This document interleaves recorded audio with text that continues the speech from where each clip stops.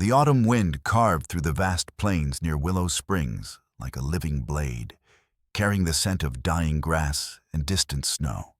Abigail Mercer knelt in the sage, her faded calico dress whipping around her legs as she pressed her daughters close. 8-year-old Lottie clutched their final loaf of bread against her thin chest, while 6-year-old Daisy buried her face in her mother's shoulder. Small fingers twisted in worn fabric that had seen too many harsh seasons.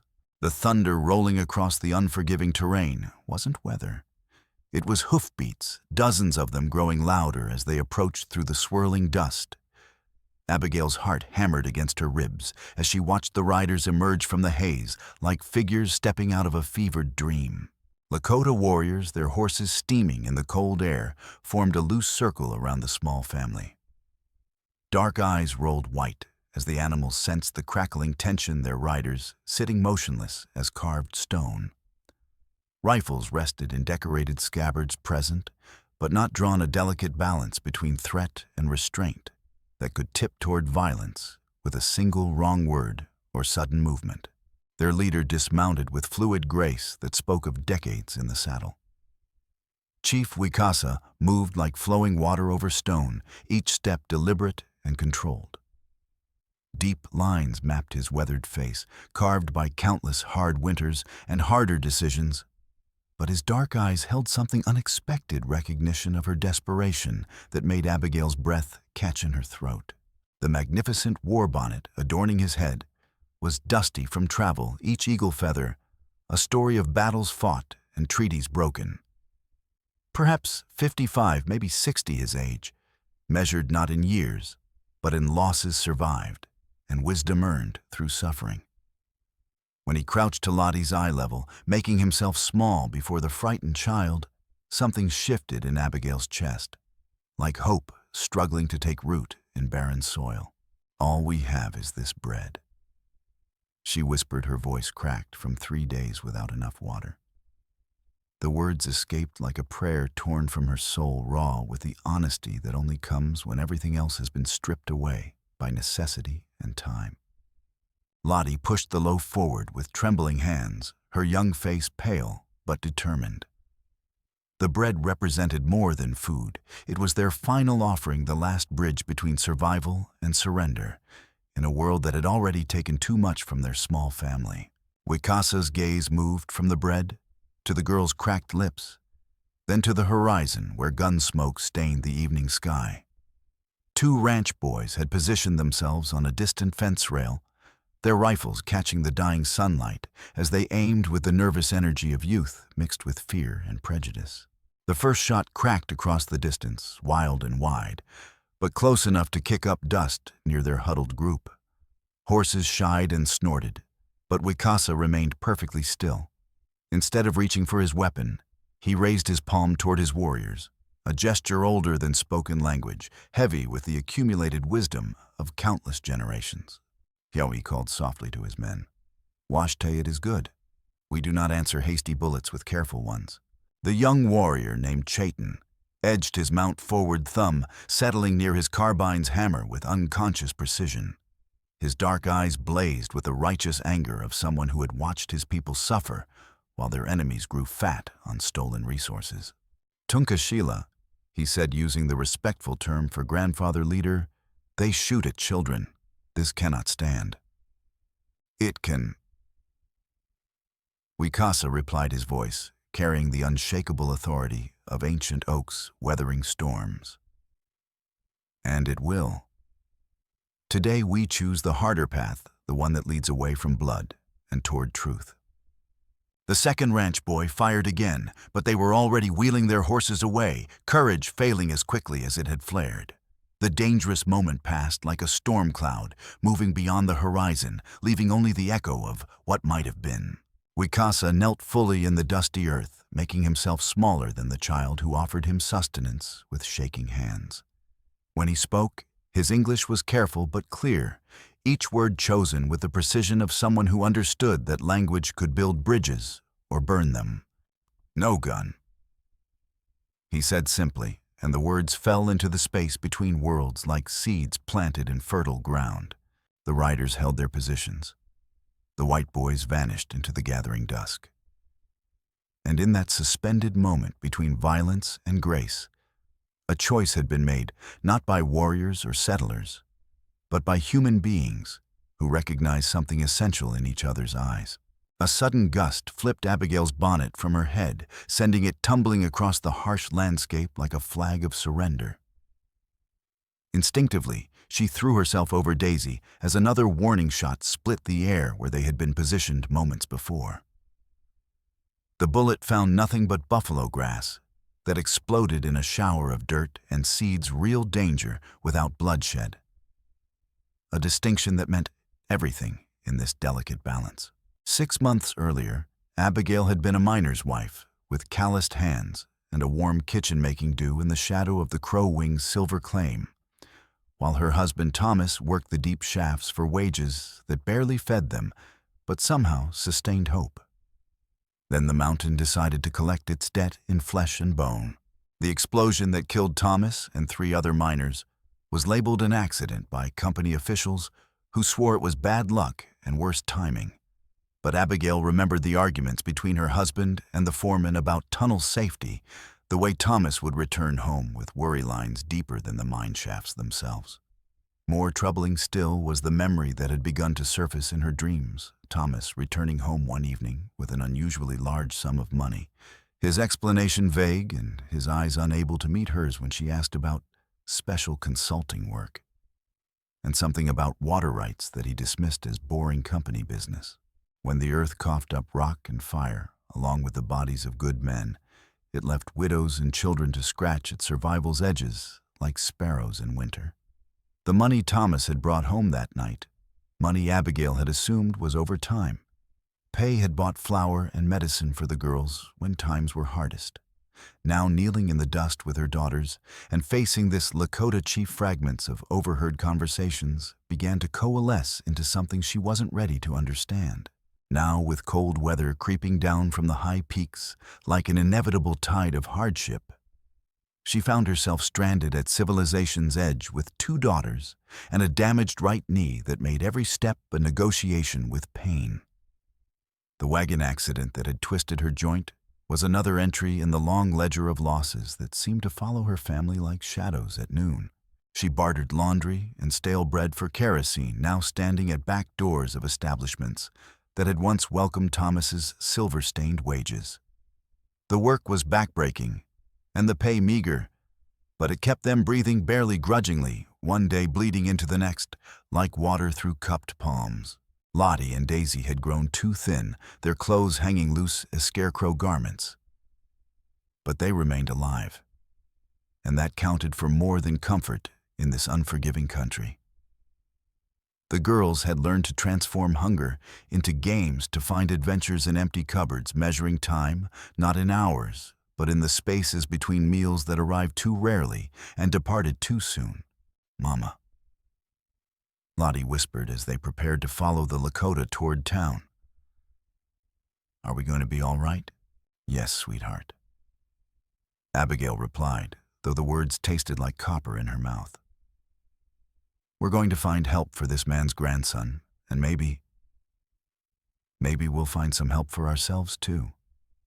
Chief Wicasa carried his own catalog of grief, written in the language of drought, and diverted streams of promises shattered by men who measured honor in acres, owned rather than words kept. His tribe had been starved by a summer that brought no mercy, and a creek that had mysteriously abandoned its ancient course, leaving traditional watering places as dry as old bones bleaching in the sun. Whispered rumors drifted across the grasslands like smoke, speaking of Elias Cutter and Sheriff Conrad Pike, of an illegal dam built to feed the stamp mill at the Crow Wing mine, of water rights transferred through forged documents and enforced by badge and gun. But rumor was, wind and wind could be dispersed by the weight of official denial and legal papers signed in distant offices by men who had never tasted real thirst.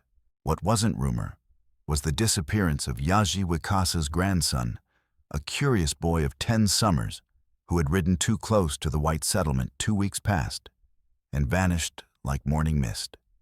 The child had been fascinated by the buildings that rose from the earth like geometric mountains drawn to the smoke and noise of industrial progress that devoured the landscape, one bite at a time.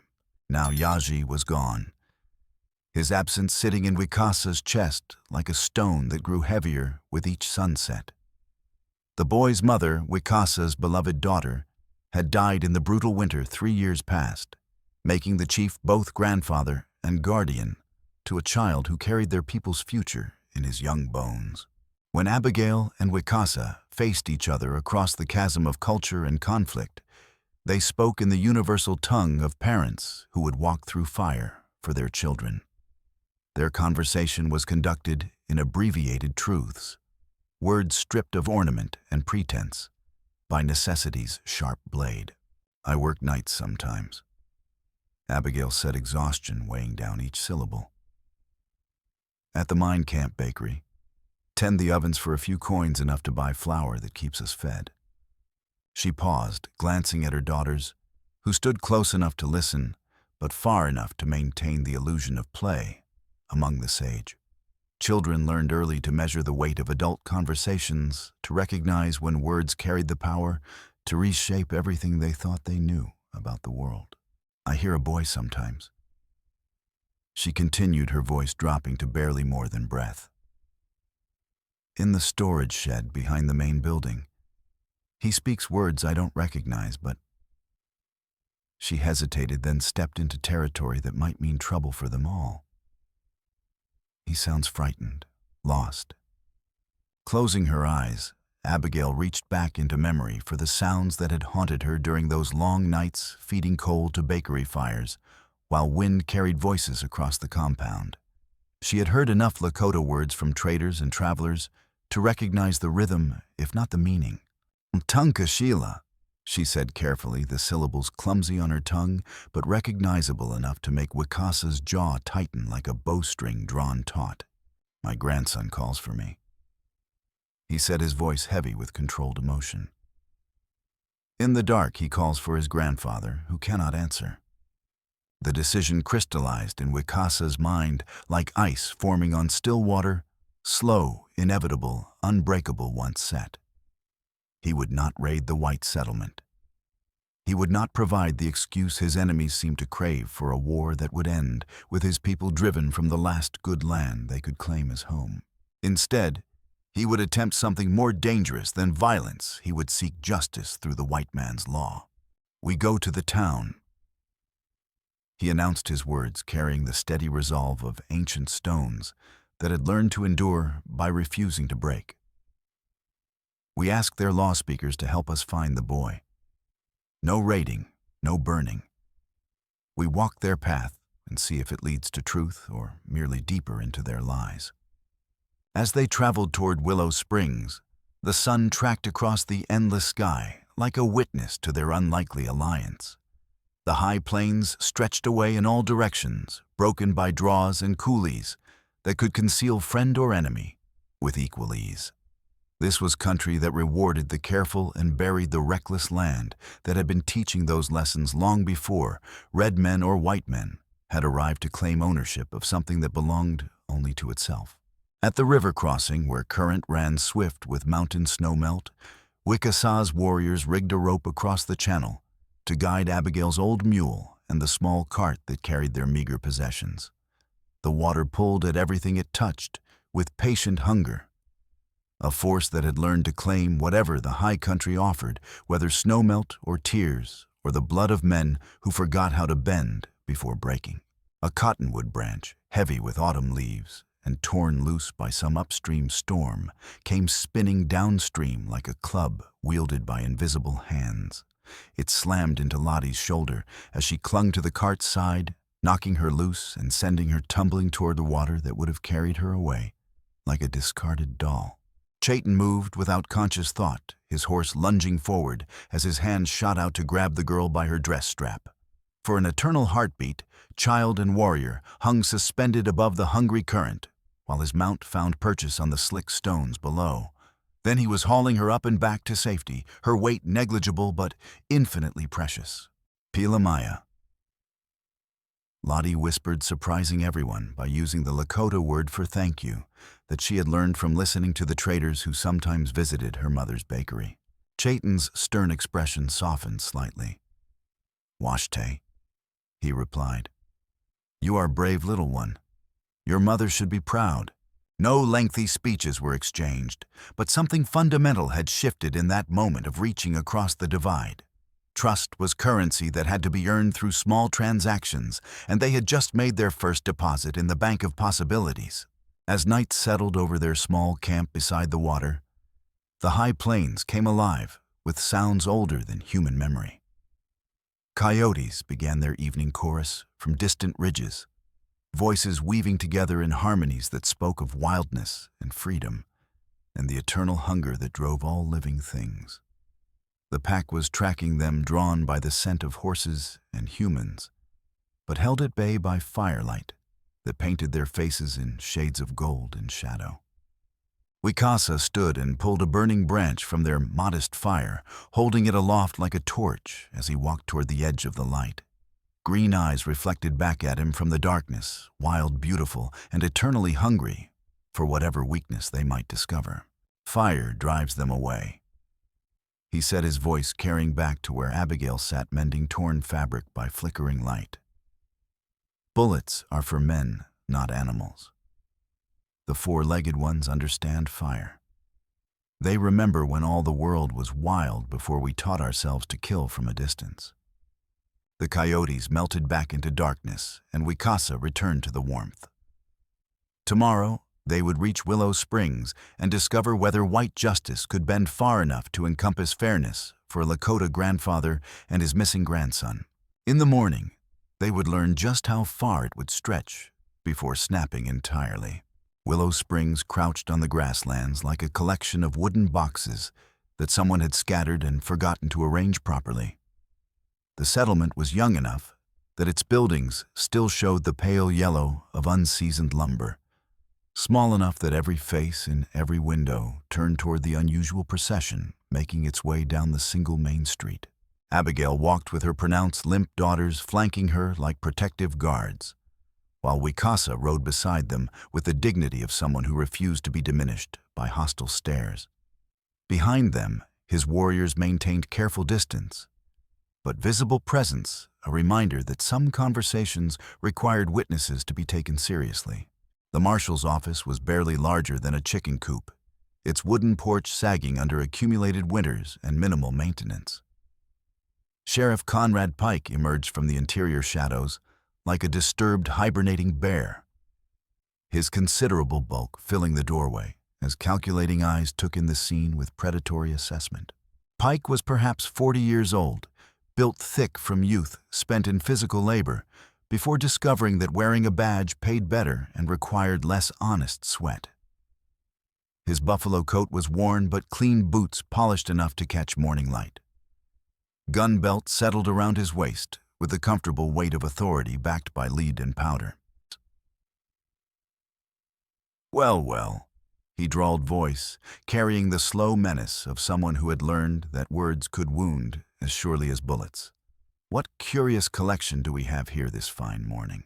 Abigail stepped forward, chin raised, despite exhaustion that made her legs tremble like aspen leaves in wind.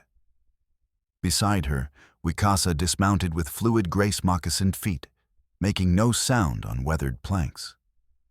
The contrast between them, white woman in faded calico and Lakota chief in beaded buckskins, should have been stark, but somehow they seemed to belong together in their shared determination. "Sheriff Pike." Abigail began, voice steady despite her hammering heart. "This is Chief Wicasa of the Lakota people. His grandson has disappeared, and we have reason to believe the boy might be held somewhere near the mining operation." Pike's face went through a series of small changes, like clouds reshaping themselves across the sky. Surprise gave way to calculation, to something that might have been recognition, to the blank official expression that meant doors were closing before they had ever truly opened. "And no Indian boy here," he stated flatly, words falling like gravestones into dirt. Best advice I can give is to keep your people on your side of the creek where they belong. Territorial law is clear about trespassing and disturbing the peace. From inside the general store facing the marshal's office, Greta Voss watched the confrontation through glass that reflected more than it revealed. A practical woman of perhaps 40 years, she had learned to make her own way in a world that rarely accommodated women without husbands to speak for them. Her German accent had faded over the years since claiming her place in this harsh country, but it still colored her words like spices in a carefully prepared stew. Something in the interaction moved her to act with the quick decision of someone who had learned to trust instincts over safety. Slipping from behind her counter, she approached the group with folded paper in hand, moving with the discretion of someone who understood that some conversations were dangerous to have in daylight.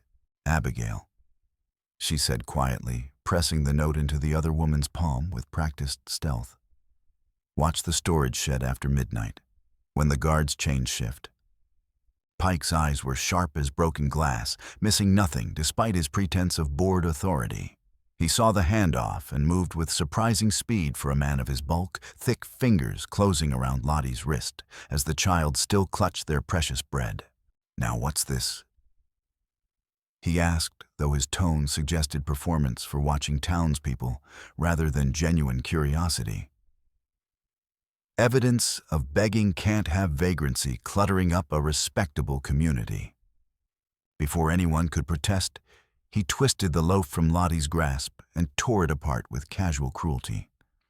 The bread was their last hedge against hunger, final defense against starvation that had taken weeks to afford. And watching it destroyed was like witnessing hope itself torn apart by uncaring hands. But something tumbled from the broken bread that made everyone freeze like deer scenting wolves on the wind. A small blue bead rolled across weathered planks, catching morning light like a fragment of captured sky. It was distinctive work, the kind of intricate craft that spoke of traditions passed from grandmother to granddaughter across countless generations.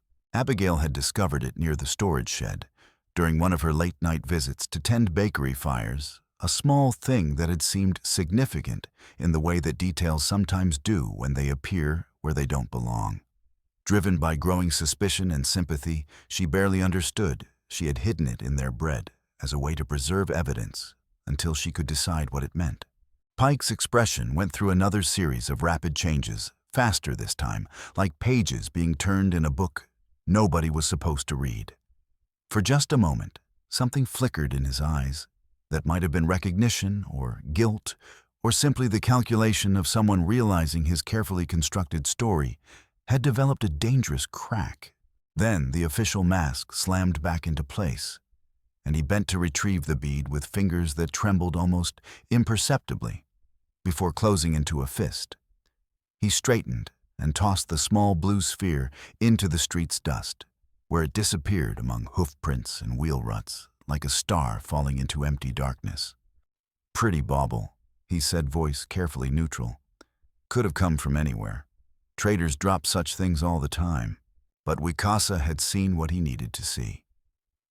The bead was from Yazi's ceremonial shirt, the one his grandmother had sewn with prayers and hopes for long life and safe journeys. Seeing it here in the hands of men who claimed ignorance was like witnessing a piece of his grandson's spirit crying out for rescue. "You will show me the boy," he said, his voice carrying the unyielding determination of winter storms that reshape landscapes through sheer persistence. Pike's hand drifted toward his gun belt. With casual threat, the movement of someone who had learned that violence was often the shortest distance between problem and solution. "Step 1 foot toward that mine, and I'll deputize every man in this town. You people need to understand exactly where you stand in the natural order of things." Words hung in the air like smoke from grass fires, acrid and choking with the promise of destruction if wind shifted wrong. Law had failed before being tested, revealing itself as nothing more than the will of men with badges backed by the fears of men with votes. Standing on that sagging porch with evidence grinding into dust under passing boots, Abigail felt something harden in her chest like cooling metal. Law was supposed to shelter the weak, give voice to the voiceless, bridge the gap between justice and the wilderness of human cruelty.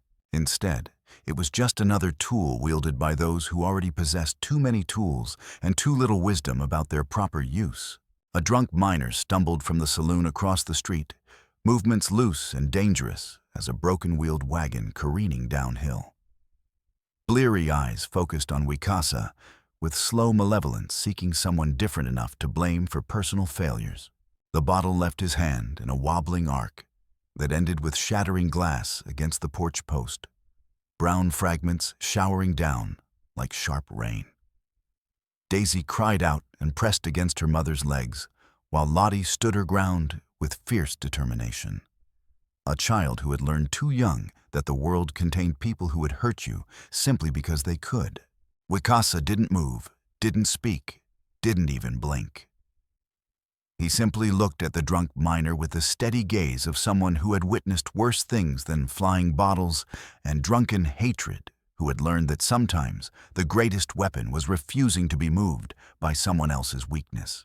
The miner stared back for perhaps 10 seconds and found something fascinating about his own boots and shuffled away, muttering curses nobody bothered to acknowledge. As evening painted the sky in shades of purple and gold, a work train thundered through town with showers of sparks from its stack and the mechanical rhythm of steel wheels on steel rails.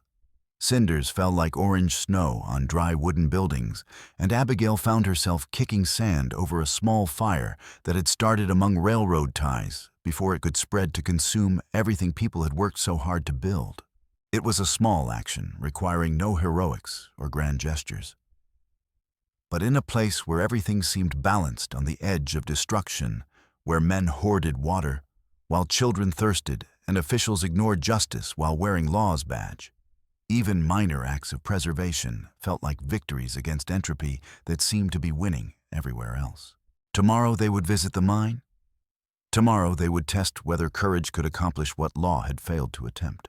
Tomorrow, they would discover whether some choices were worth making, even when the cost might be everything they had left to lose. Meanwhile, in the back room of the mining company's main office, two men sat across from each other, like chess players contemplating their next moves. Elias Cutter, mine owner and territorial opportunist, studied a territorial map spread across his desk, while Sheriff Conrad Pike cleaned his revolver with the methodical care of someone who expected to use it soon. "How long can we keep the boy without raising more questions?" Pike asked, running a oiled cloth along the cylinder. Cutter smiled, the expression holding all the warmth of a snake sunning itself on a rock. "Long enough. The beauty of this arrangement is that every day they don't find him makes them more desperate. Desperate people do foolish things. Foolish things justify strong responses. And if they don't take the bait, if they just give up and ride away, they won't." Cutter's finger traced the boundaries of Lakota territory on the map. "I've studied their customs, their beliefs. That old chief would walk into hell itself for his grandson. And when he does something that looks like an attack on American citizens and property..." He tapped the territorial seal stamped in the corner of the document. "Governor Morrison has already signed the preliminary removal order. All it needs is justification." Pike snapped the cylinder back into place with a metallic click. "What about the white woman, Abigail Mercer? Perfect addition to our story. White woman collaborating with hostile Indians, corrupting innocent children with savage influences. The newspapers will write themselves." Cutter's laugh was dry as autumn leaves.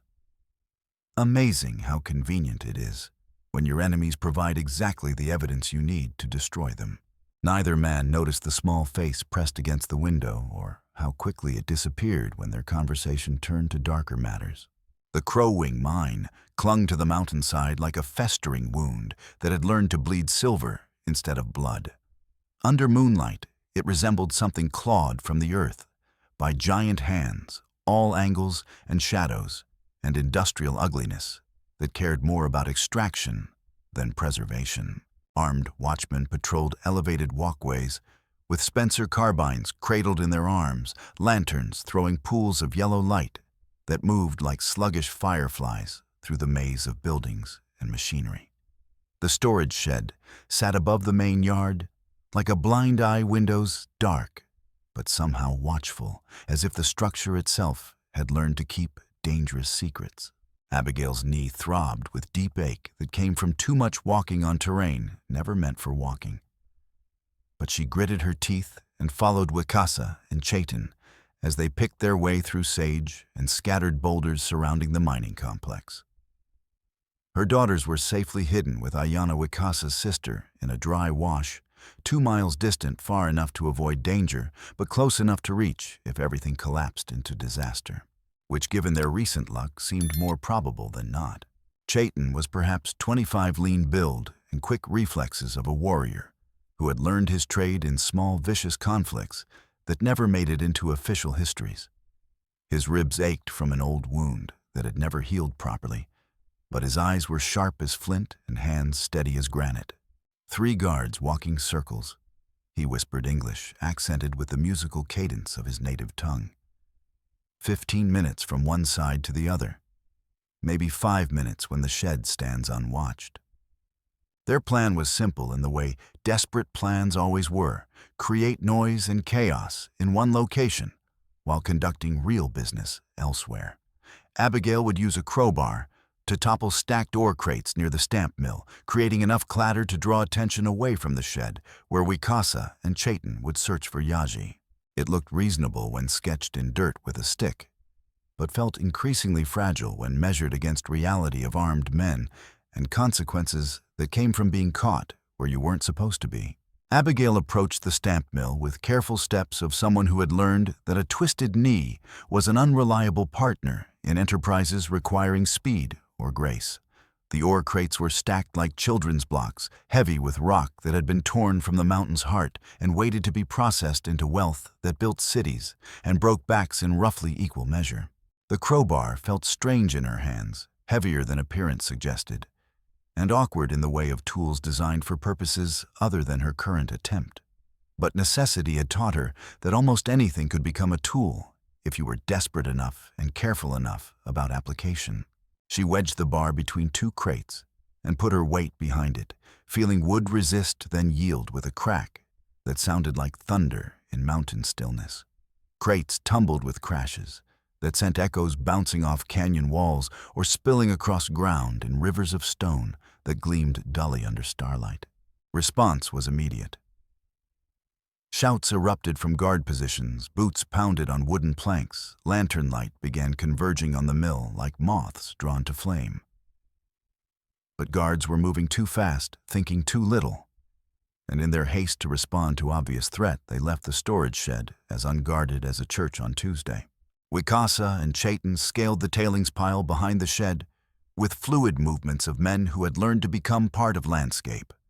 Loose rock shifted under their weight, but held, and within moments, they pressed against weathered boards of the building's rear wall. Inside, barely audible above shouting from the mill, came the sound they had been hoping and fearing to hear: a ragged cough that could only belong to a child weak with thirst and exhaustion, but undeniably alive.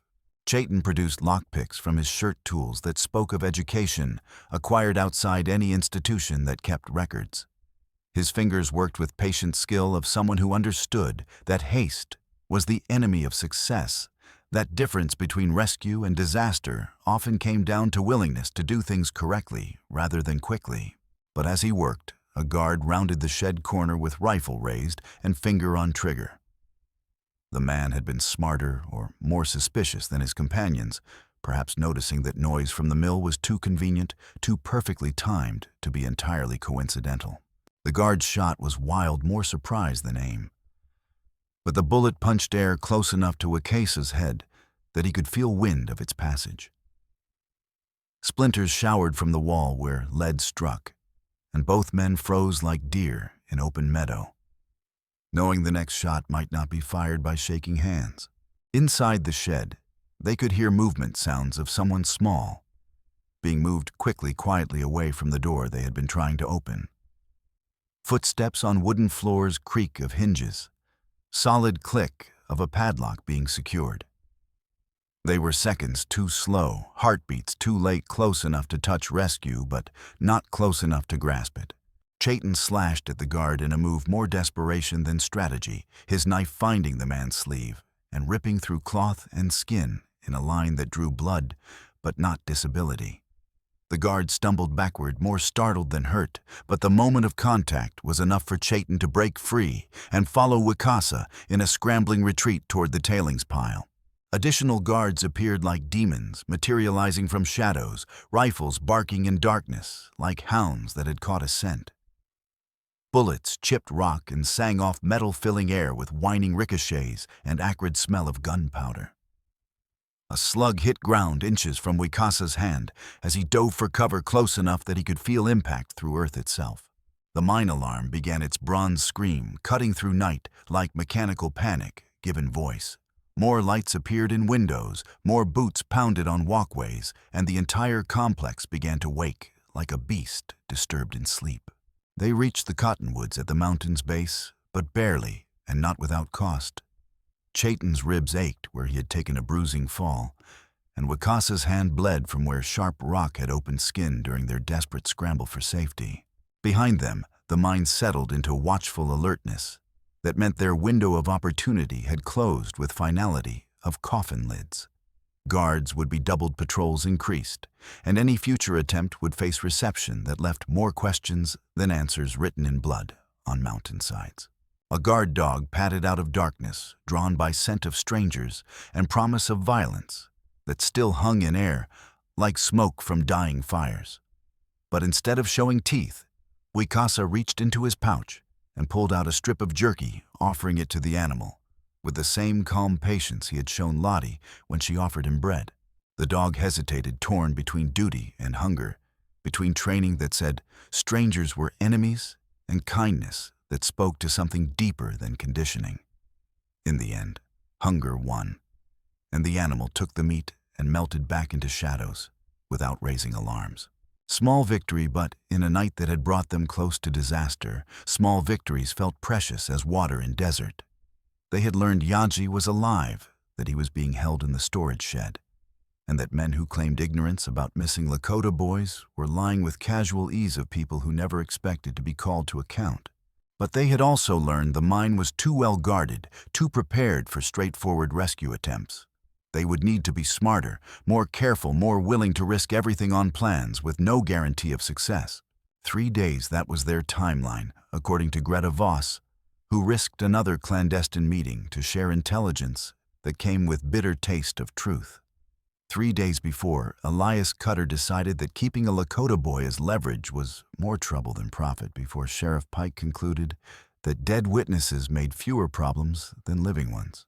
The dry gulch where they had gone to ground was a scar in earth, carved by water that no longer ran, a place where flash floods had once roared, and now only silence lived.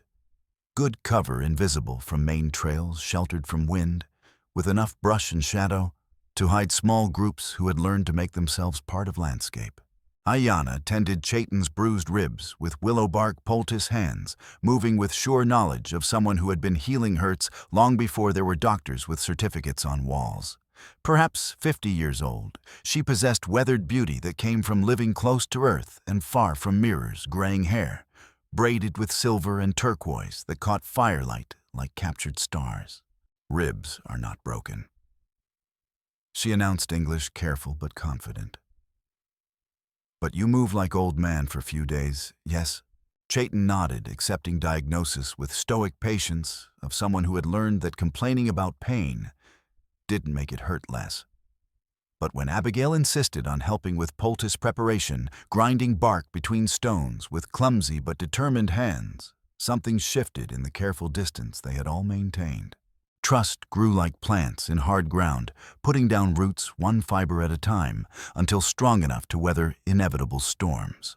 Watching the white woman work alongside his sister, seeing her willingness to learn skills her own culture had forgotten, Wicasa felt first stirrings of something that might eventually become hope. They spent days reconnoitering the mine, from every angle bluff, overlooking the main compound river trail, winding around mountain base old prospector paths, carved by men who had dreamed of silver and found mostly disappointment. Each approach brought its own challenges, opportunities, potential for disaster. The compound was built like a fortress, with good sight lines and overlapping fields of fire. Guards were professionals, not amateur thugs, who could be fooled by obvious tricks or intimidated by dramatic gestures. The mine itself was a maze of tunnels and shafts that could swallow intruders like stone throats, leaving no trace except echoes that would fade with the next shift change. On the third night, as they watched from the river trail, Greta Voss appeared like a ghost, materialized from shadow and starlight. She carried hardtack and dried fruit in cloth sack, but more importantly, she carried a torn page from what appeared to be an account ledger. I couldn't sleep. She said, German accent more pronounced in darkness, as if night had called back memories of homeland she rarely mentioned. Kept thinking about that boy, about what kind of men would steal a child and call it business. The ledger page was covered with entries in neat clerk's handwriting columns of numbers that told a story more damning than any confession. Security stipends paid to Sheriff Pike on dates corresponding exactly with reports of Lakota water sources being compromised. Compensation for special services rendered during creek diversion construction. Fees for maintaining order during negotiations that had never actually occurred. Cutter keeps 3 sets of books. Greta explained, voice barely above whisper. 1 for territorial government, 1 for investors, 1 for himself. This page came from the 3rd set. Names, dates, amounts, the kind of evidence that could hang men or make them rich, depending on which judge heard the case and which newspaper printed the story. In territorial justice system, truth was often less important than number of voters who believed it, and votes could be purchased as easily as bullets or beans. A prairie fire jumped the main trail that night, started by lightning or carelessness or simple mathematics of dry grass and hot wind. They beat it back with wet blankets and shovels working side by side in smoky darkness, while sparks swirled around them like angry fireflies. Fire took grass from both sides of cultural divide, making no distinction between Lakota land and settler claims, treating human boundaries with indifference only nature could manage. Fire burns all our grass equally. Wicasa observed, voice hoarse from smoke and exertion, as they watched last embers die to orange coals. Perhaps the earth tries to teach us something about sharing what cannot be owned. In aftermath, as they coughed ash from lungs and checked each other for burns, Abigail found herself staring at scarred hillside, where the mine had bitten deepest into mountain. The collapsed ventilation shaft was visible from their position, a dark mouth sealed after the blast that killed her husband. And that's where Thomas died. She said, words coming out flat and empty as stones dropped into deep wells, where the mountain collected its payment. But even as she spoke, she was thinking about the shaft itself, about tunnel that had been carved to bring fresh air into deep workings, about possibility, that what had been sealed from outside might still be open on inside. Old mine shafts were like veins in mountain body, connecting in ways engineers never put on careful maps. And with that thought came another memory, sharper now and more troubling. Thomas arguing with someone in their kitchen late one night, his voice too low to understand, but the tension unmistakable. She had been half asleep, but she remembered fragments, water rights, and they won't know the difference. And most clearly Thomas saying, "It's just moving where the spring comes out, Abby. Nobody gets hurt and we get enough money to get the girls through winter." The memory hit her like a physical blow, pieces clicking together with horrible clarity. The mysterious extra money, the arguments about tunnel safety, the way Thomas couldn't meet her eyes when she asked about his consulting work. "If we could reach the old workings," she said, idea forming as she spoke, "we might be able to approach the storage shed from underneath." Company sealed the main entrance, but Thomas always said mountains had more secrets than any map could show. Dangerous thinking, the kind of plan that looked reasonable in desperate pre-dawn hours, but might seem like madness in honest daylight. Old mines were graveyards that hadn't been covered with dirt, places where cave-ins and bad air and simple darkness waited to claim anyone foolish enough to think they could cheat the mountain of its due.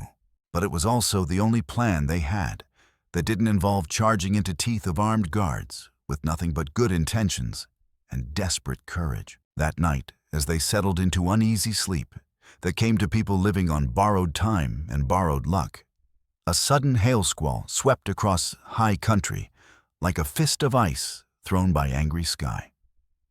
Stones were marble-sized, then walnut-sized, then chicken eggs that bounced and shattered against rocks with sound of breaking glass.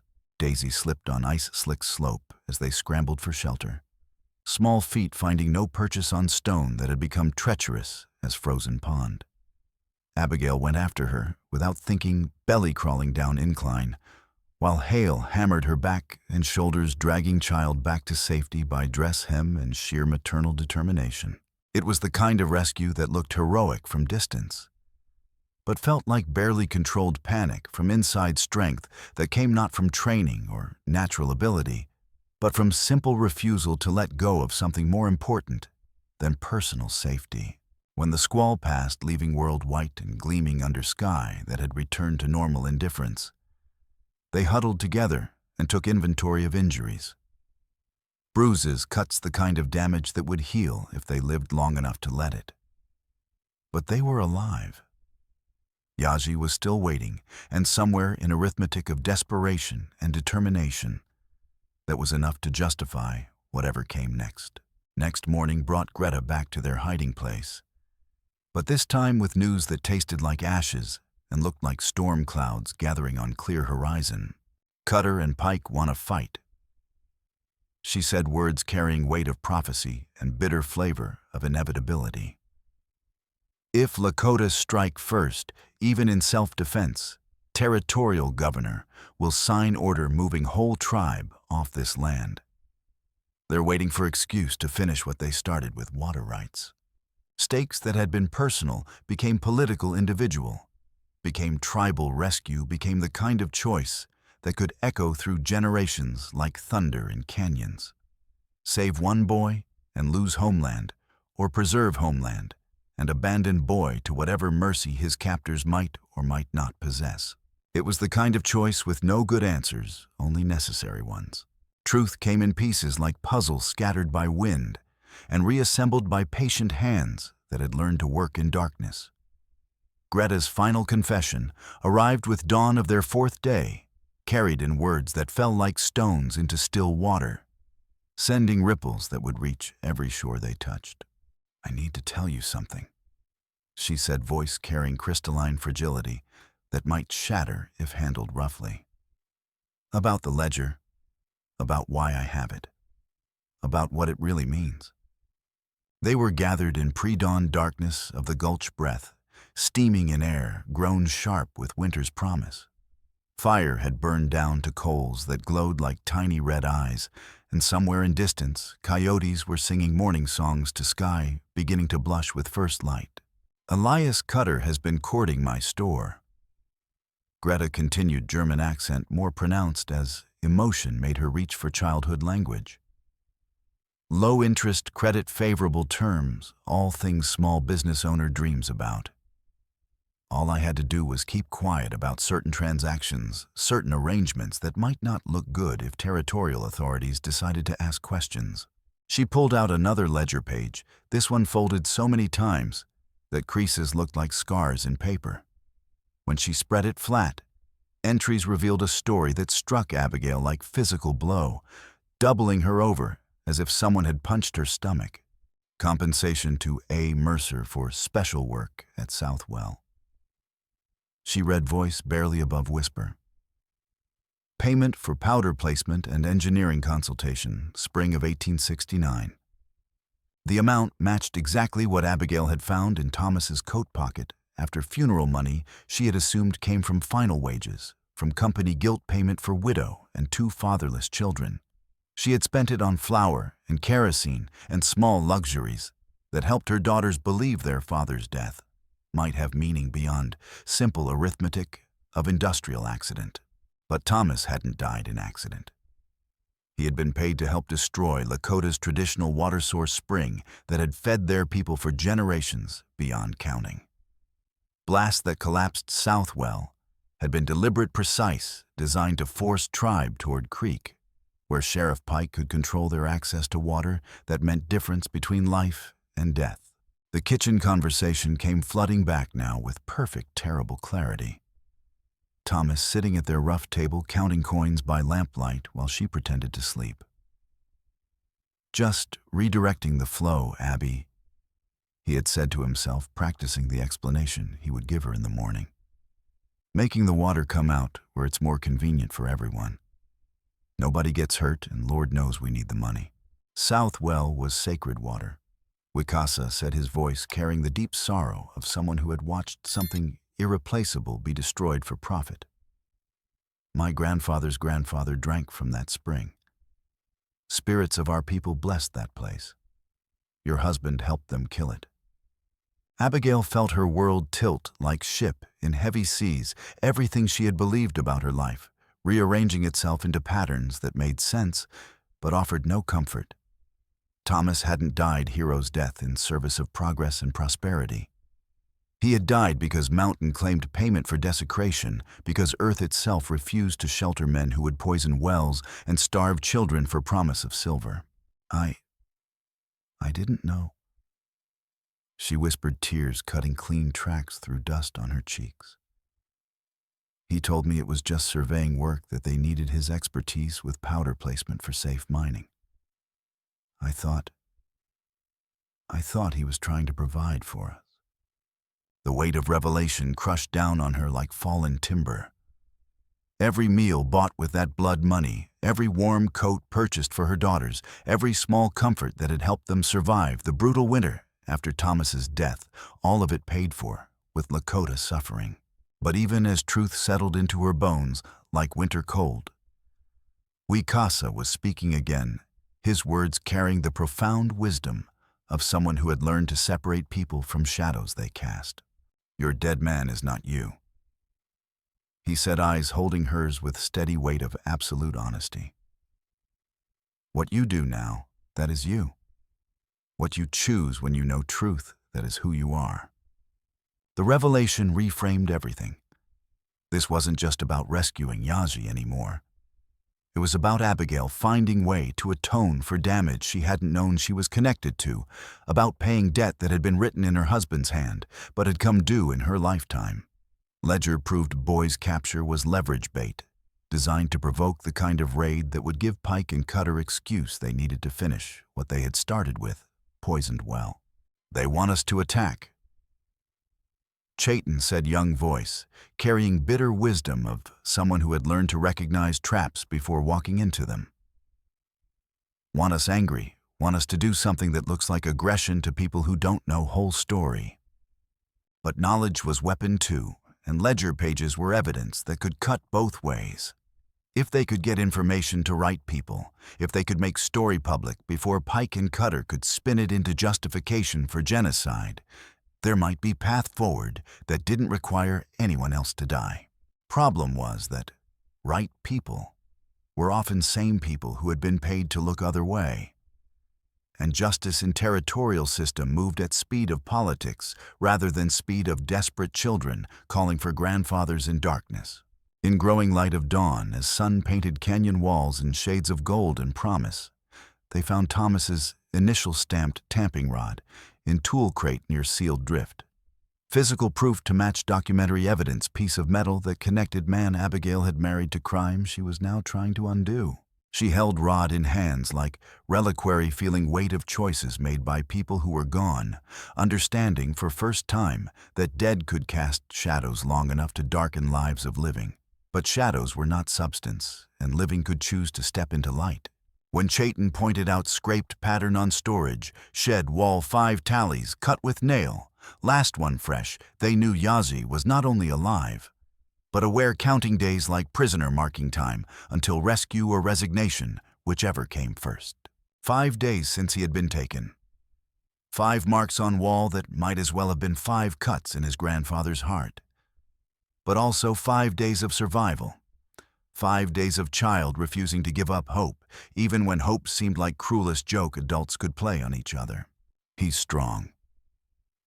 Wicasa said, his voice carrying the fierce pride of eagles watching their young learn to soar. His grandmother raised him to be strong. But strength has limits, and we are running out of time.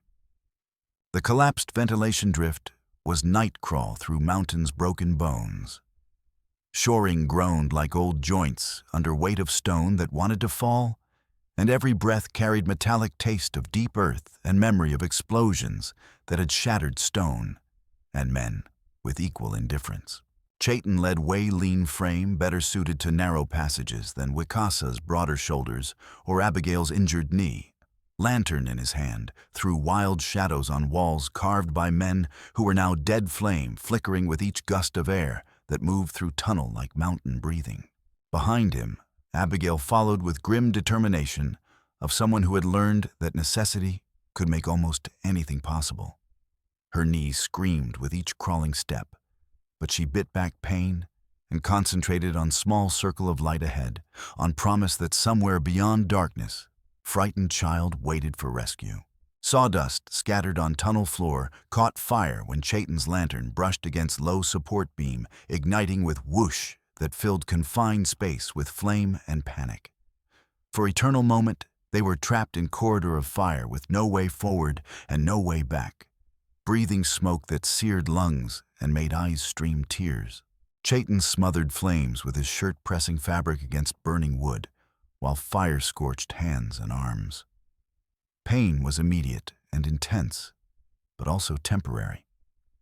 And he had learned long ago that temporary pain was preferable to permanent death. Fire died, but smoke lingered, and smell of burned wood and fabric followed them through remaining passages, like ghosts refusing to be left behind. When they finally reached junction that should have connected to storage shed foundation, they found themselves looking at seam in rock, barely wide enough for child, let alone 3 adults carrying weight of desperation.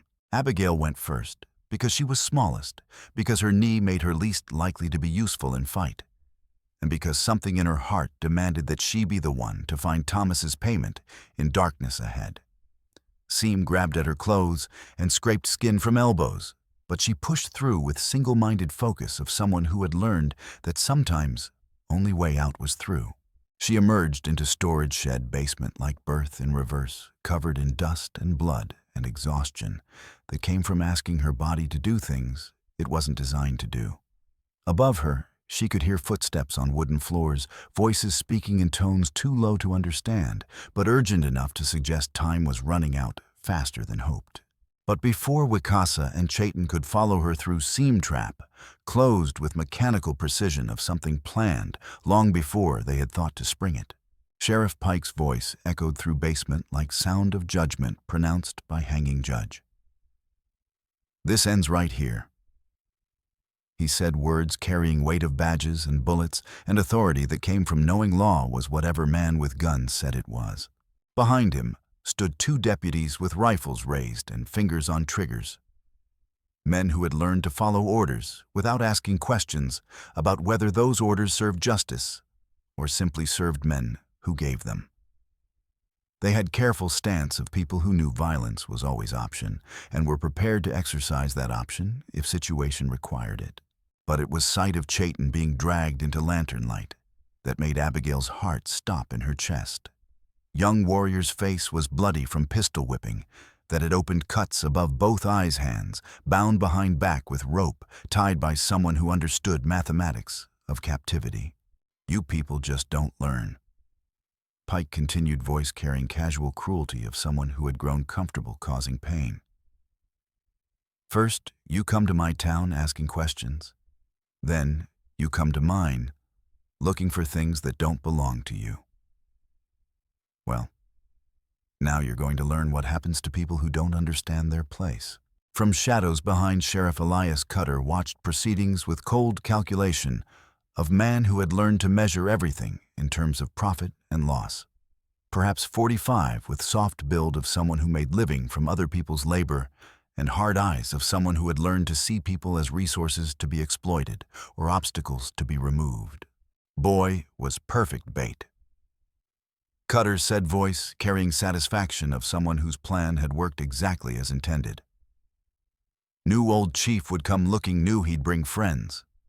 Now we've got ourselves real raid, complete with white woman collaborator and hostile warriors caught in act of breaking and entering. Pike began dragging Chayton toward yard, using injured man as human shield against any rescue attempt that might be coming from tunnels. "This ends with you people hanging," he said, meaning both Lakota and poor whites who had been foolish enough to help them. Justice finally served, order restored. And territorial governor gets to sign off on moving whole tribes somewhere they can't cause any more trouble.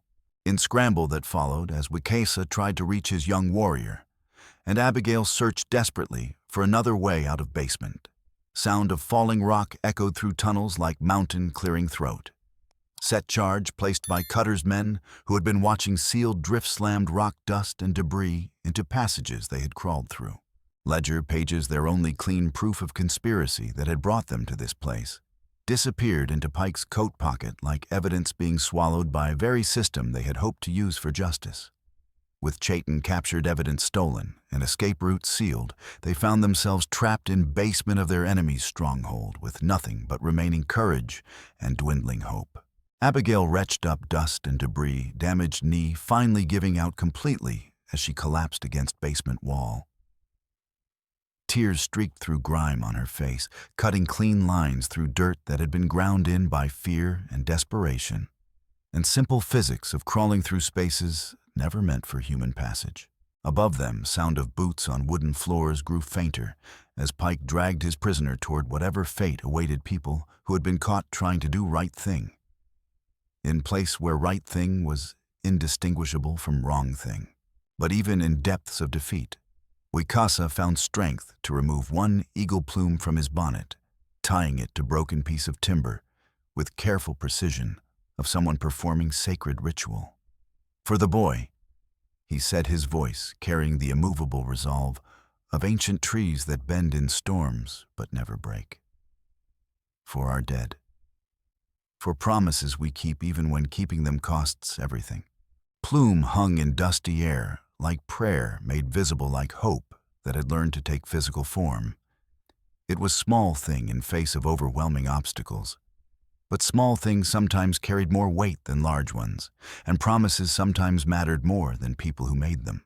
Storm that had been building on horizon all day finally decided to make its presence known as lightning stuttered across sky like broken electricity, and thunder rolled down from peaks with weight of divine judgment.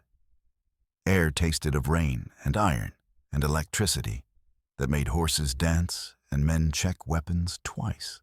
At river's edge, where creek had transformed from manageable stream into torrent of snowmelt and storm runoff that tore at banks like living thing trying to escape constraints placed upon it, their desperate escape began. Rope bridge miners used for equipment was gone, torn away by current, leaving only railroad trestle as way across water that would drown anyone foolish enough to try swimming. But first they had to reach trestle, and that meant crossing flood-swollen creek, where it ran deepest and fastest below mine compound. Wicasa knotted rope around his waist with practiced movements of someone who had learned that preparation was difference between rescue and recovery anchoring. Other end to cottonwood that had grown strong enough to survive previous floods.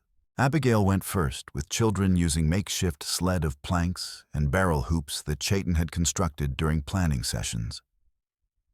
Daisy and Lottie clung to their mother like limpets on storm-tossed rocks, small faces, white with terror.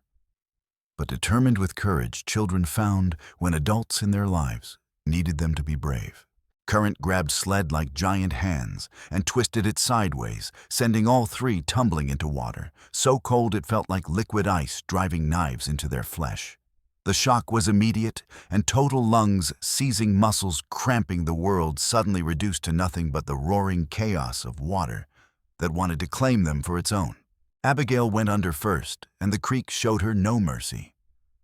Water filled her mouth, her nose pressing against her eyes like cold fingers trying to push her deeper into darkness. She couldn't tell which way was up, couldn't breathe, couldn't think past the burning in her lungs, and the terrible certainty that she was about to die without ever seeing her daughters again. Above her, Lottie screamed a sound that cut through water and storm like pure terror given voice. Daisy had managed to grab a piece of the broken sled, but she was too small to fight the current, too young to understand that letting go meant drowning. When Abigail's vision started to gray at the edges and her lungs demanded air, she couldn't provide Wicasa Dove. His powerful stroke cut through the torrent like judgment itself, following the rope that connected them as he fought against forces that had swept away stronger men than him. He found her by touch in the murky chaos hand closing around her hair as current tried to carry her toward rocks that would have crushed the life from her bones. Together, they fought their way toward surface, toward air, toward the desperate, gasping breath that meant the difference between life and death. They reached shallows more by luck than skill, all four of them, retching creek water and shaking with cold that went deeper than flesh. But they were alive, and that was more victory than the night had seemed willing to offer. They left children with Ayanna in sheltered grove upstream.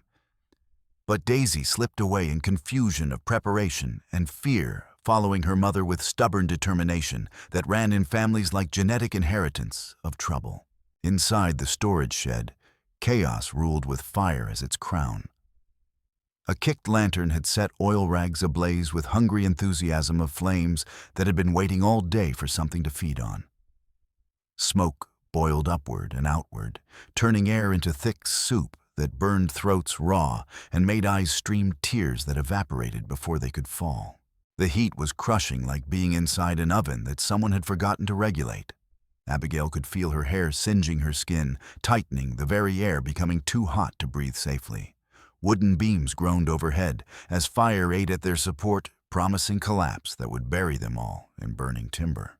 But through smoke and flame came sound they had been hoping and praying to hear child's voice weak with thirst and exhaustion, but calling out in Lakota words that Wicasa's heart recognized, even if his ears could barely make them out above the roar of fire and chaos.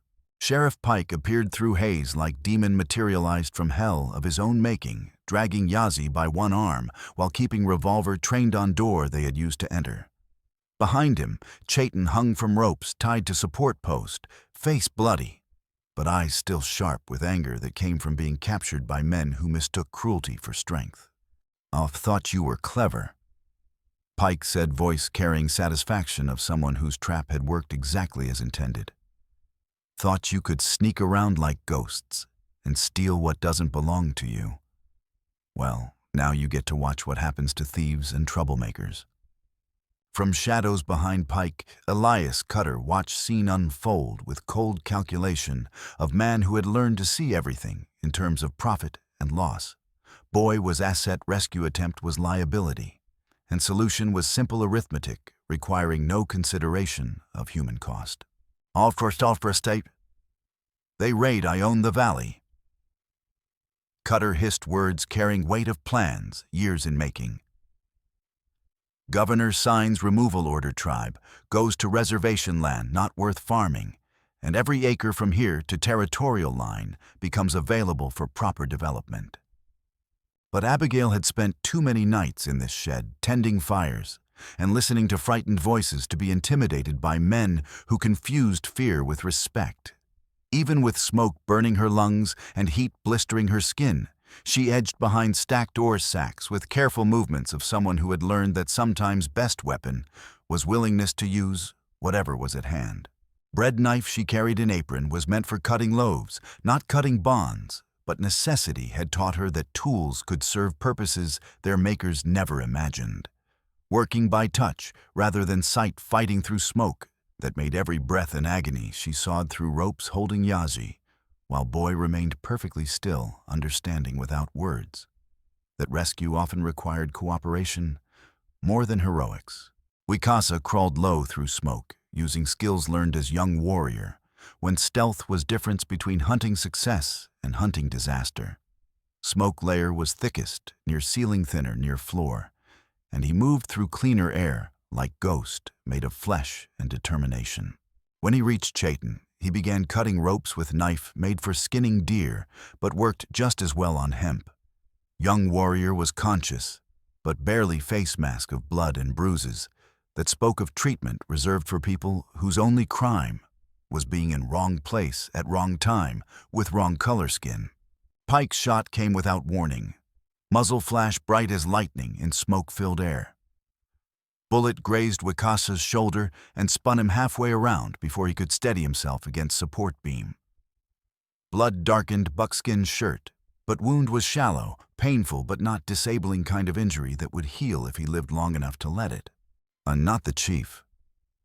Cutter's snapped voice sharp with panic that came from seeing careful plans beginning to unravel. We need him angry, not dead. Angry chiefs start wars, and wars give governors reasons to sign removal orders. But anger was exactly what Wicasa refused to give them.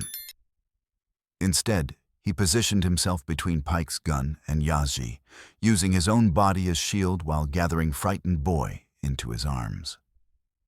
Child was thin from days without adequate food, weak from fear and captivity. But eyes were alert and spirit unbroken. Tunkashila Rasabur. Yazji whispered, using Lakota word for grandfather, that had been carved into Abigail's memory during those long nights of listening and wondering. I knew you would come. The storage shed was becoming tomb. Fire had found the support beams, and the entire structure groaned like dying animal. Sparks showered down like orange snow, setting new fires wherever they landed. Smoke was so thick now that breathing was like trying to inhale liquid tar. They had to move, had to escape, or the rescue would become funeral for them all. Wooden trestle trembled under weight of wind and rain. Its ties slick with water that made every step negotiation with gravity and chance. Lightning walked across peaks like giants, striding from mountain to mountain, each flash illuminating the desperate drama unfolding on rails that had never been meant for human combat. Pike had managed to grab Daisy during confusion of fire, and now held 6-year-old like human shield while backing toward far end of trestle. Little girl was terrified, but not paralyzed, small hands clawing at Sheriff's thick fingers while she twisted and fought with desperate strength of someone too young to understand that some battles couldn't be won by wanting hard enough. But let her go. Abigail screamed, her voice nearly lost in wind and thunder. She's just a child. Child who's been corrupted by savages. Pike shouted back, his words slurred by blood from where falling debris had split his lip. Better she dies clean than grows up thinking Indians are people. The railroad ties were slippery as ice gaps between them, yawning like hungry mouths ready to swallow anyone careless enough to misplace a foot. Below Creek roared with voice of mountain fury, carrying logs and debris that would crush bone as easily as paper. Abigail charged across slippery ties with pick handle in hands and murder in heart, no longer worried widow who had knelt in sage with daughters and last loaf of bread.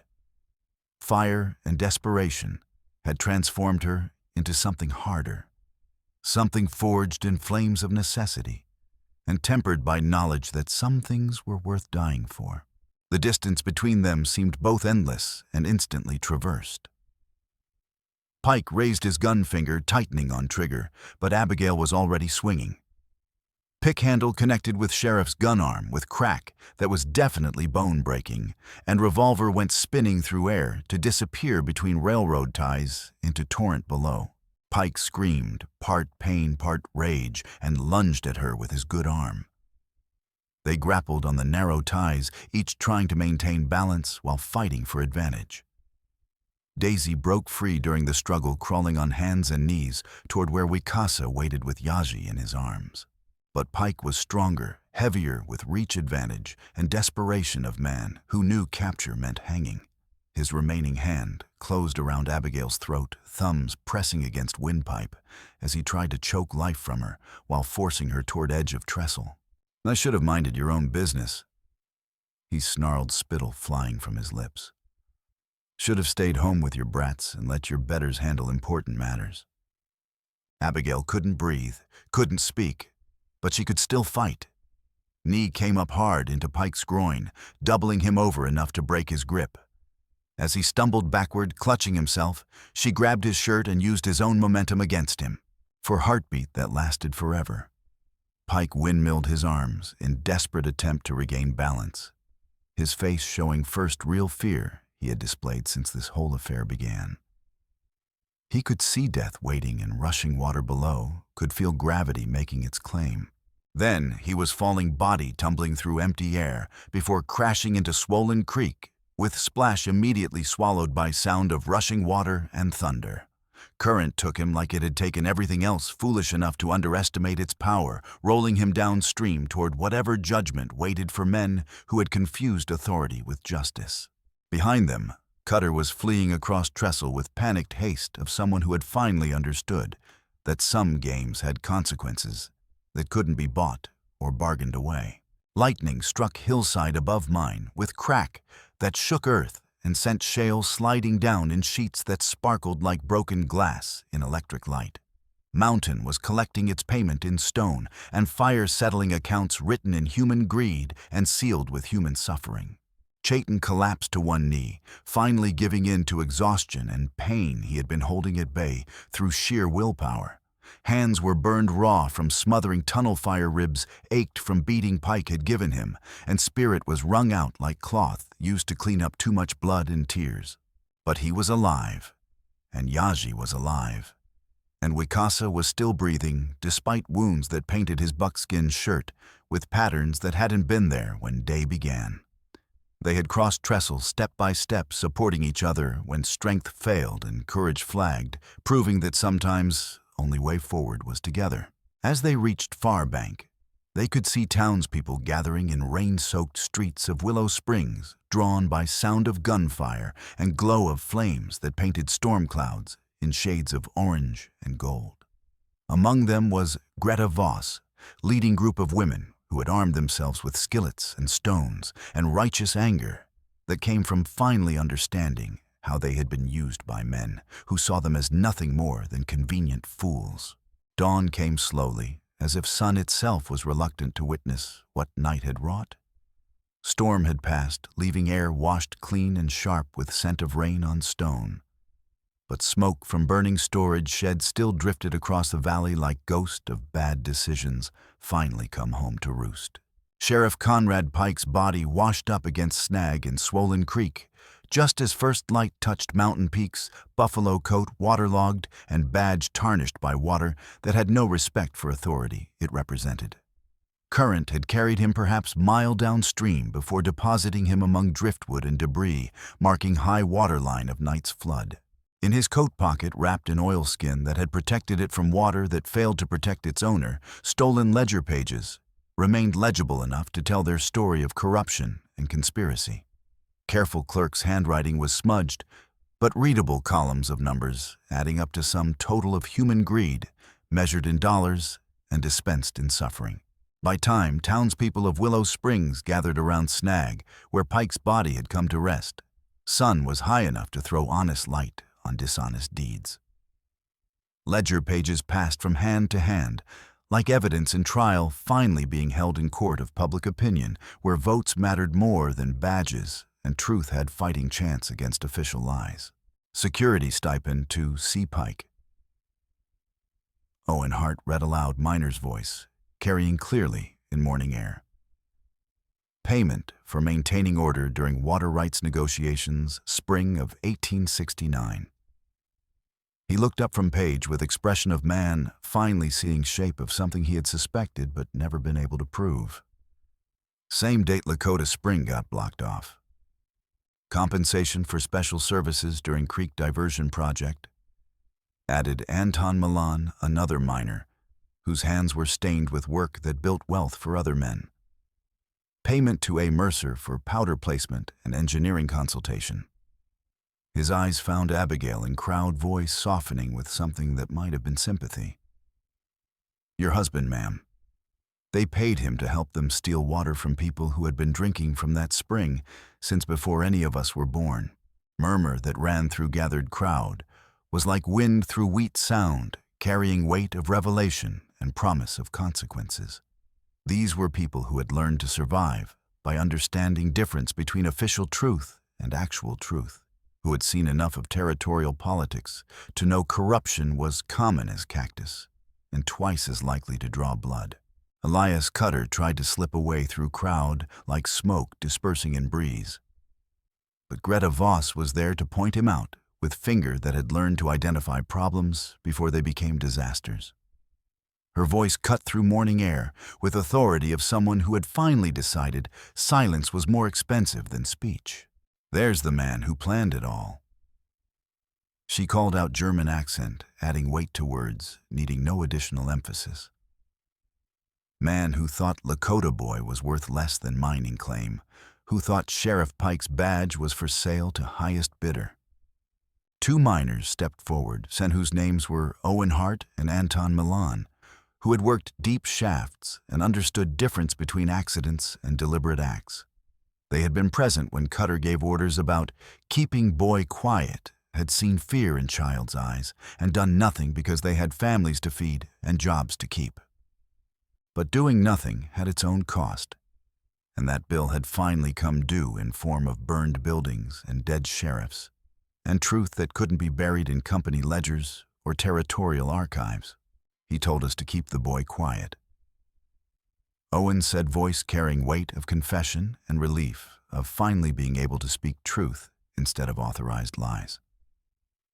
Said it was temporary. Said it was for good of territory. Said a lot of things that sounded better than they looked when you had to explain them to your children. Deputy who had survived night young man named Marcus Webb, who had learned too late that wearing badge didn't automatically make you one of good men, stepped forward with handcuffs that clicked around Cutter's wrists like sound of accounts being settled. He was trying to save himself by serving justice, understanding that public sentiment had shifted like weather, and smart men shifted with it. In church hall that served as neutral ground, when saloons and meeting halls were too partisan for honest conversation, women from both camps tended wounds with practical competence that came from living in place where doctors were scarce and troubles were plentiful. Ayanna worked over Wicasa's bullet wounds with needle and thread hands, steady despite exhaustion, that made her movements careful and deliberate. Chief would survive, though he would carry new scars to match old ones, would limp for rest of his days, from bullet meant for child, but found adult willing to take payment. Abigail's knee was strapped tight with strips of clean cloth joint, swollen and painful, but still functional enough to carry her where she needed to go. Fall from trestle had wrenched muscles already pushed beyond limits. But she was alive, and her daughters were alive, and that was more victory than she had dared hope for when day began. Yaji sat between Daisy and Lottie, sharing bread that wasn't symbol of anything, except simple fact that children needed food and adults needed to provide it. He was thin from captivity, marked by fear that would take time to heal. But eyes were bright with resilience that belonged to people who had learned early that survival required both strength and flexibility. Outside church hall group of townsmen were working to tear down illegal dam that had diverted creek from its natural course. Work was hard and current was still running high from storm. But there was something in their movements that spoke of people doing work that should have been done years ago, of debts being paid by labor of hands that had helped incur them. Greta Voss nailed handwritten notice to front of her general store words, written in careful European script, but message clear enough for anyone who could read. Ledger posted inside. Justice demanded. Names and dates available for inspection. It was transparency that politicians feared and citizens craved, simple act of making information available to people who had right to know what had been done in their names and with their tax money. Territorial system of government might be corrupt, but it was still dependent on voters who occasionally decided enough was enough. 3 weeks later, when immediate crisis had passed and deeper work of justice had begun, Willow Springs looked like town that had survived flood and was learning to build on higher ground. Mine was shut down pending territorial investigation that might actually investigate something for once. and Elias Cutter was on his way to Cheyenne in iron shackles to stand trial before a judge who had not been purchased in advance.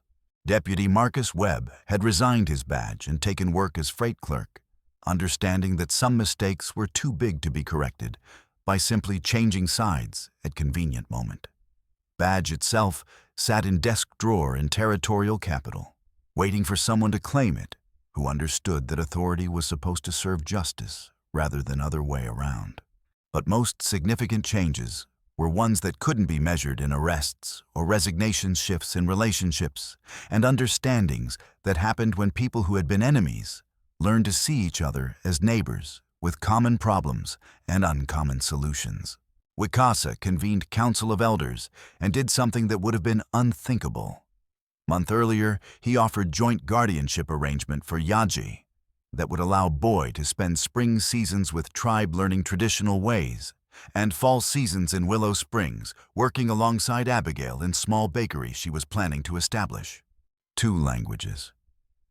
He said, his voice carrying the deep wisdom of ancient springs that had learned to flow around obstacles rather than fight them. 2 ways of seeing world. 2 debts that can only be paid by understanding rather than anger. It was arrangement requiring trust from all parties, willingness to believe people could change, and children could bridge gaps adults had spent generations digging. But trust, like bread, was something that had to be made fresh each day, kneaded by patient hands, and baked in warmth of consistent actions rather than occasional words. Abigail hesitated before agreeing, not because she didn't trust Wicasa, but because she understood weight of responsibility he was offering to share. Caring for Yaji would mean becoming part of his healing, helping him learn that not all white adults were threats, that some promises could be kept, even when keeping them required sacrifice. But it was also how she could pay debt Thomas had incurred, how she could balance ledger written in her husband's hand, but come due in her lifetime. Justice wasn't always about punishment.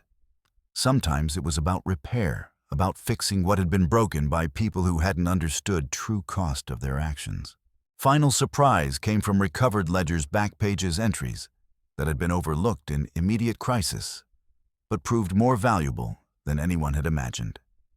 Hidden among routine transactions and mundane bookkeeping was unsigned land transfer document Cutter had prepared for himself, claim to spring, that had once fed Lakota's traditional watering place. But survey marks on document revealed something Cutter's greed had prevented him from discovering spring lay on federal land, them that had never been properly claimed by any one territory belonging to United States government, rather than territorial authorities who might be willing to sell it to highest bidder. With Greta's help, Abigail filed community water charter witnessed by both Lakota elders and white settlers. Legal document establishing spring as shared resource managed by cooperative, including members from both communities.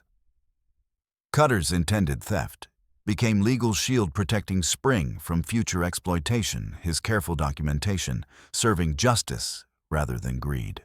Irony was not lost on anyone involved. Man who had stolen water to feed his mining operation had inadvertently provided legal framework that would keep that water available to everyone who needed it, regardless of color of their skin or language they spoke at home. Bakery cooperative that grew from this arrangement was practical thing born from understanding that bread was necessity, that didn't recognize cultural boundaries, and ovens were expensive enough to require shared investment. But it was also symbol of something larger, possibility that people could work together when they focused on common needs rather than artificial differences. Chaitin hands still scarred from tunnel fire, but functional enough for work that didn't require perfect dexterity, took on job of teaching safety protocols to boys from both communities who were drawn to dangerous glamour of railroad trestle. His lessons were practical rather than preachy, how to test soundness of wooden ties, how to judge approach of trains by vibration and sound, how to move safely across structures built for commerce rather than foot traffic. Walk careful, think first became his constant refrain words, applying to railroad trestles, and life in general, understanding that some situations required measured steps and patient progress rather than dramatic gestures and hasty actions. Wicasa moving more slowly now, but with dignity that came from having kept promises that had seemed impossible to keep. Hung eagle plume he had removed in mine shaft, above handle of community water pump. It was simple gesture, but it carried weight of vows fulfilled and debts acknowledged, understanding that some payments could only be made with honor rather than money. A promise kept in darkness, fulfilled in light. He told Yazi words meant for boy, but spoken loudly enough for everyone to hear. On first day bakery was fully operational with ovens that burned clean and bright, and flour purchased with money rather than bartered with desperation. Abigail baked extra loaf and sent Lottie to carry it across yard to where Wicasa was working with other men to improve pump system serving both communities. Child offered bread with both hands, echoing gesture that had begun their unlikely partnership, but transformed by everything that had happened since first desperate meeting in Sage. This time, there were no rifles twitching toward targets, no boys aiming from fence rails. No fear that generosity might be mistaken for weakness or kindness, answered with violence. All we have is this bread. Abigail said words carrying memory of desperation, but transformed by context of abundance. She was smiling now, expression that came from understanding that some problems could be solved, and some debts could be paid, and some wounds could heal if people were willing to work together instead of against each other. Wicasa took loaf and broke it into 3 pieces with ceremonial care of someone performing ritual that had become sacred through repetition and meaning. He passed portions to Lottie and Daisy, including them in sharing that had become foundation of whatever peace they had managed to build from ashes of conflict and mistrust. And now we share. He answered his words, carrying the gentle authority of rain that had learned to nurture rather than destroy, bringing life to places that had known only drought. Pump handle moved easily under his hand, drawing water that belonged to everyone and no one, that flowed from springs blessed by time and protected by laws, serving justice rather than greed.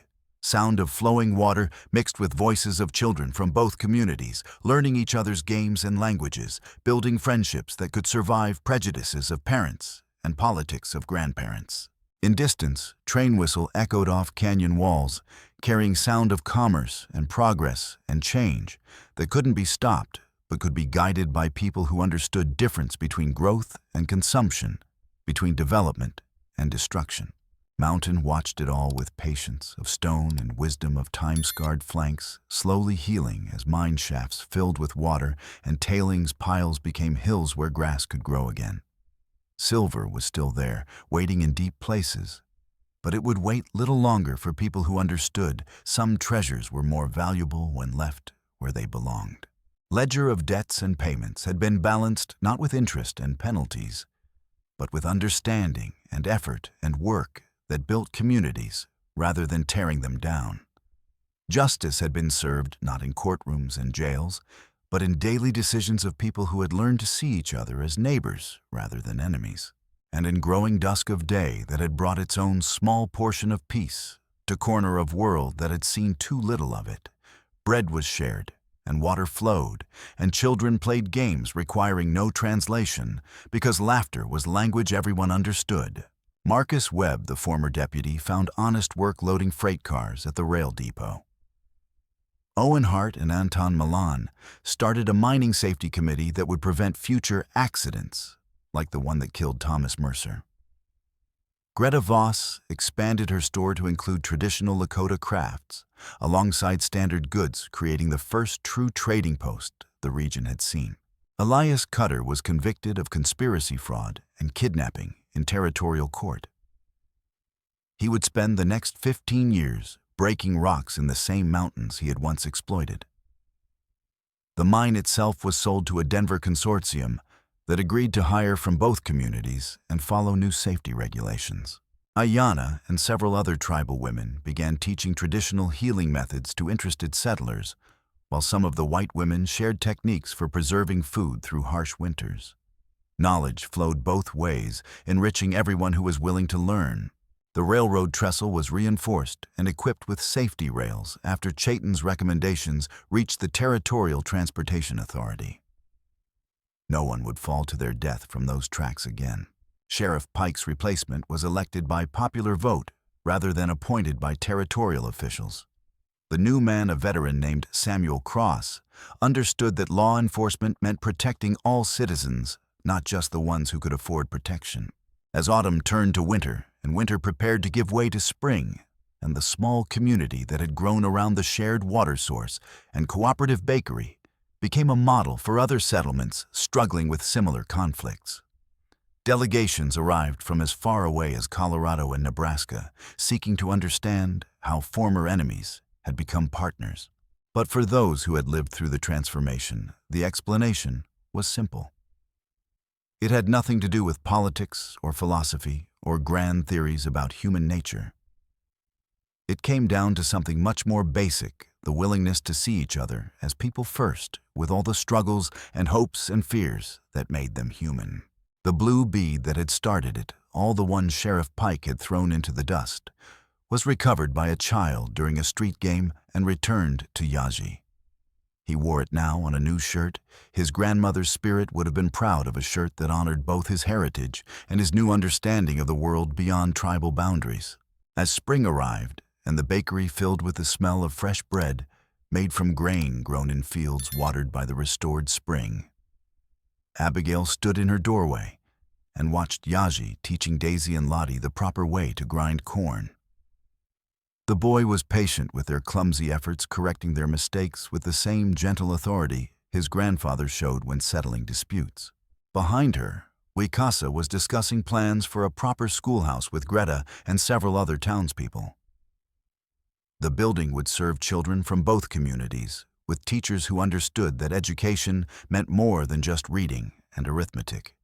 It meant learning to live with people who might look different or speak different languages, but shared the same fundamental needs for food, shelter, safety, and respect. The mountain watched over it all, scarred, but healing, its slopes green with new grass and its springs running clear. The silver would wait in the deep places, and perhaps someday it would be extracted by people who understood the true cost of taking from the earth. But for now, the mountain was content to provide water for those who had learned to share it, to shelter those who had learned to live in peace. As sunset painted the sky in shades of gold and crimson, the sound of children's laughter echoed off canyon walls.